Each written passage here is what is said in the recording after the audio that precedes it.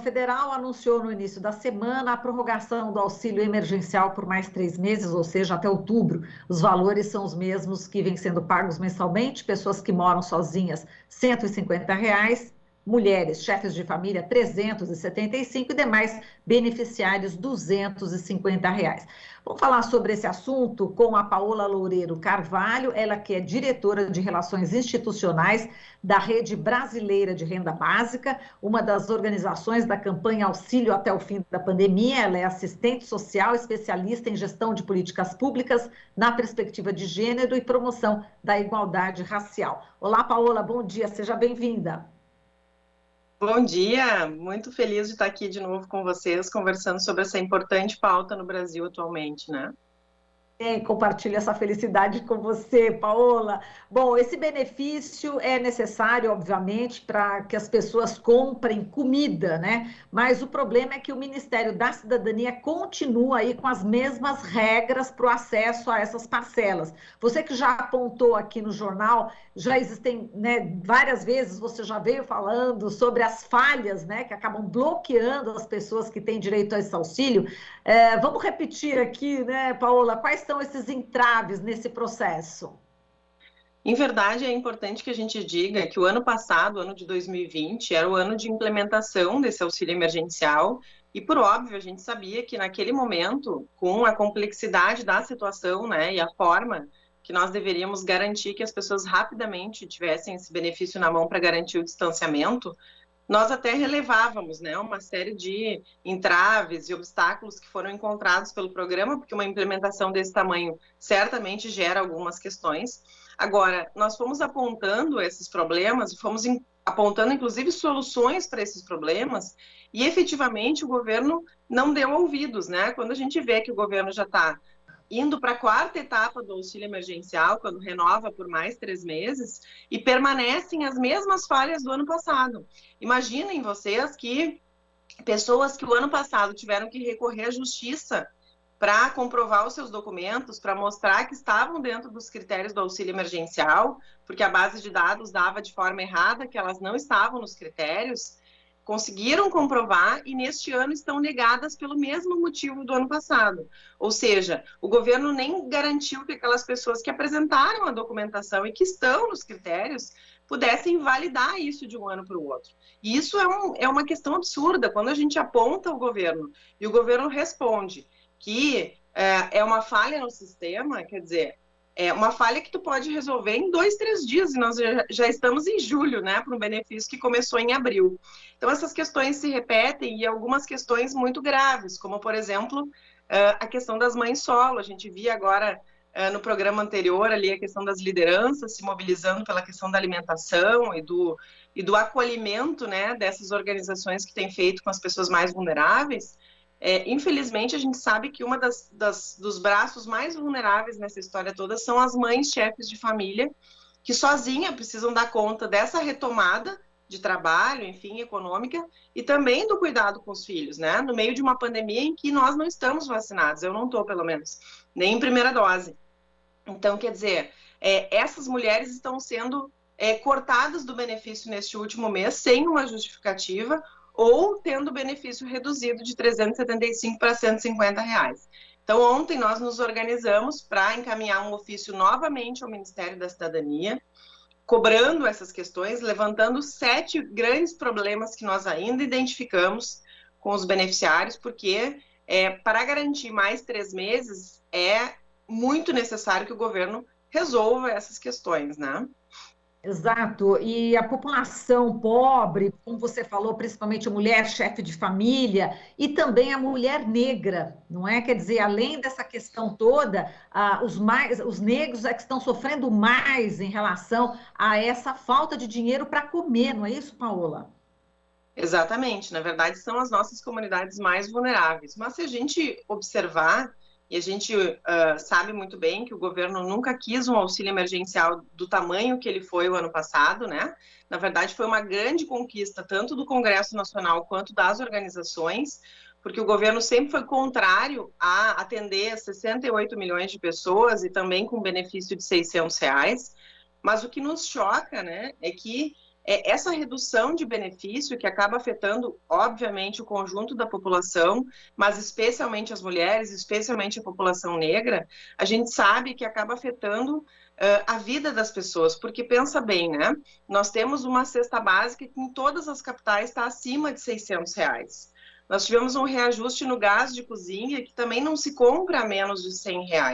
E agora um reajuste de 52% na energia elétrica e tantas outras coisas que a gente sente no bolso. Então, efetivamente, nós vínhamos construindo e nós seguimos a luta, dizendo que R$ 150, que é o que a maior parte dos beneficiários do auxílio recebe, é insuficiente para garantir que as pessoas tenham o básico para aguardar essa pandemia de fato acabar, porque ela não acabou. Nós ainda temos uma grande mortalidade no Brasil e não temos uma imunização de massa, né? Nós recém estamos aí, mais uma vez, recebendo outras vacinas e tentando fazer com que essa imunização aconteça, mas isso não é uma realidade. Nós vivemos num Brasil que tem 15 milhões de desempregados e 5 milhões de desalentados, são quase 20 milhões de pessoas em idade ativa que estão fora do mundo do trabalho. Portanto, a gente não só estava cobrando a ampliação do auxílio emergencial, e a nossa campanha é auxílio até o fim da pandemia, né? Então, por óbvio que a gente luta para que a imunização e o auxílio emergencial caminhem juntos, porque essa foi a grande resposta que os países encontraram, países, inclusive, que já estão de portas abertas, né? Que não é o nosso caso. Mas também a gente quer muito construir o futuro, o pós-pandemia, porque efetivamente o Brasil hoje não tem mostrado que tem recuperado a sua capacidade de abertura de novos postos de trabalho, capacitação da população em relação à própria tecnologia, que hoje vem tomando conta, né? Então, como é que a gente vai acolher e como é que a gente vai atender essa população que está desempregada e que mesmo pós-pandemia vai demorar para se recuperar? Não adianta o governo querer retomar patamares anteriores, porque o nosso novo normal exige novas respostas, né? E, infelizmente, a gente tem um governo com bastante dificuldade de apresentar essas respostas para a sociedade brasileira. Exato. E, Paola, em relação ao custo de vida, né, como você já citou aí vários itens, né, que estão subindo e estão pressionando aí exatamente o bolso, né, das pessoas, da população, a questão dos estoques reguladores, né, dos alimentos básicos, tem contribuído, né, para o aumento nos preços, o fim dos estoques reguladores, né? Exatamente, mas na verdade não é só isso, né? Se a gente pensar que nós tínhamos no Brasil uma política, inclusive voltada à questão da agricultura, da produção de alimentos, e que nós não estamos mais investindo nisso já há bastante tempo, eu sempre digo, e peço desculpas se estou me repetindo aqui das outras entrevistas, mas a pandemia encontrou o Brasil já numa condição ruim, né? Infelizmente, nós não tínhamos uma potência de políticas públicas ou políticas públicas fortalecidas por parte do Estado para poder enfrentar esta pandemia. Isso vale para a área da assistência, para a área da saúde, para a área da educação, que já estavam sendo alijadas por conta da emenda constitucional 95, mas isso também vale para políticas que foram desconstruídas, né? Se a gente pensar, nós tínhamos um grande programa, que é o Programa de Aquisição de Alimentos, por exemplo, o Fomento à Agricultura Familiar, e a gente sabe que no Brasil quem produz alimento para comer é a agricultura familiar, né? E, portanto, essas pessoas ficaram absolutamente alijadas de políticas públicas nesses últimos anos.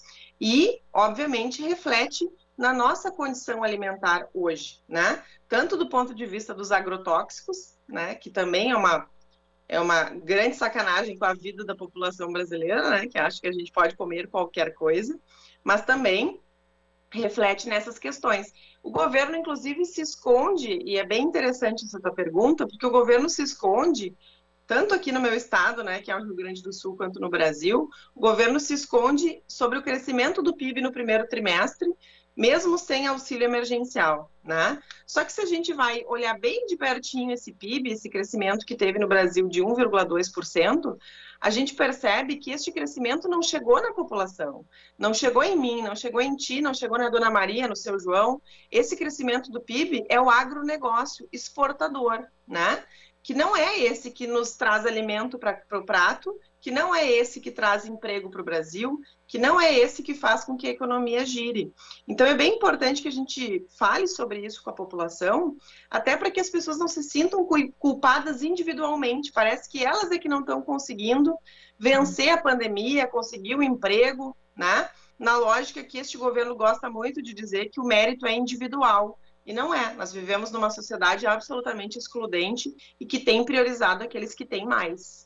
Exato. Falando em comida com veneno, a gente destaca também que o IDEC está bastante preocupado em relação ao consumo também de alimentos ultraprocessados durante a pandemia, né? Principalmente numa faixa etária de 45, 55 anos, que aumenta o risco de depressão, câncer e morte prematura também. Então, além da comida com veneno, a gente também tem essa preocupação dos alimentos ultraprocessados, que inclusive as pessoas acabam encaminhando produtos industrializados para as pessoas que estão passando fome. Esse aí também é um outro problema, a não ser o MST, né, que está fazendo a distribuição desse produto com qualidade, sem veneno, orgânico. Essa também é uma preocupação, não é, Paola?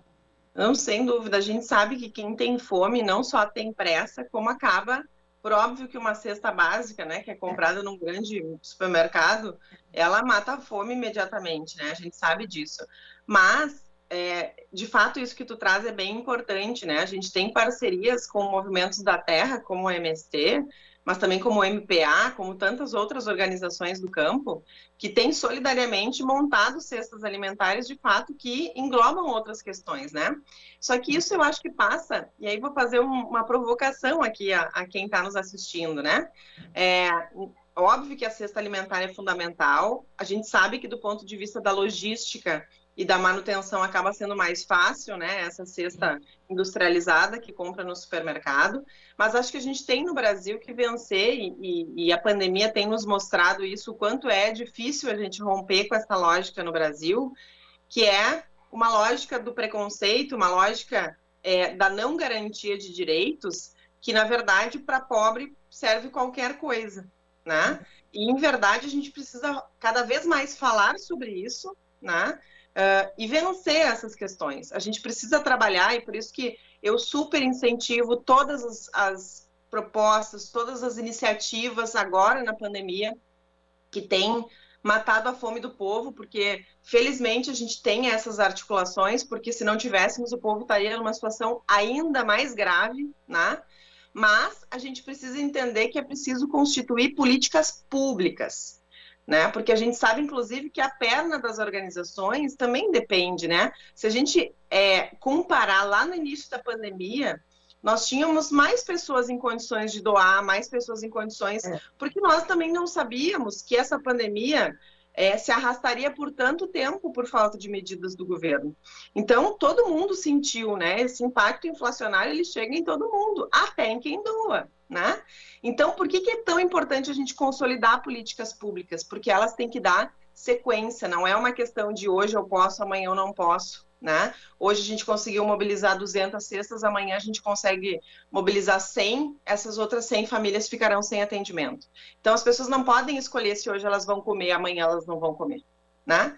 Por isso que a gente precisa consolidar políticas públicas cada vez mais fortes, né? Organizadas, democráticas e participativas, para que de fato chegue na população uma questão mais objetiva e como direito social, né? A gente precisa cada vez mais refletir o quanto o povo brasileiro precisa ser tratado com dignidade e respeito. Exato. Eu recebi aqui do Clemente Ganslúcio, que você deve conhecer, né? Sociólogo, consultor sindical, ele é assessor do Fórum das Centrais Sindicais, ele foi diretor do DIESE também, e ele me passou aqui uma nota, né, das centrais sindicais sobre auxílio emergencial após esse anúncio do governo federal. E as centrais sindicais exigem que o auxílio emergencial seja de R$ 600 mensais até o fim da pandemia e para todas e todos que necessitam. Portanto, essa é uma reivindicação, é uma bandeira que todos nós devemos aí defender, né, Paola? Exatamente. E as manifestações no Brasil, que não, né, deram início, mas tiveram já 2, 3 mobilizações maiores no Brasil, todas carregaram a bandeira do auxílio de R$ 600. E acredite, né? A gente tem uma grande preocupação. Se a gente comparar com o auxílio emergencial do ano passado, foram quase 30 milhões de pessoas cortadas do benefício. Isso não é possível admitir no momento que a gente vive de fome e de miséria no Brasil. A fome não diminuiu, a pobreza não diminuiu, a pandemia não acabou e o governo não tinha autorização democrática para reduzir um programa tão central como esse, né? Então, se tem recursos para pedir $1 de propina por vacina, é inadmissível que o governo ache que não precise investir em auxílio emergencial e garantia de sobrevivência, subsistência e cidadania para a população. Muito bem, Paola. A gente agradece aqui a sua participação, sempre tão importante aqui para a gente, viu? Forte abraço para você. Até a próxima. Obrigada, viu? Adoro estar com vocês. Eu também. Falamos aqui com a Paola Loureiro Carvalho, ela que é diretora de Relações Institucionais da Rede Brasileira de Renda Básica, uma das organizações da campanha Auxílio até o Fim da Pandemia. Você está ouvindo Jornal Brasil Atual. As notícias que os outros não dão.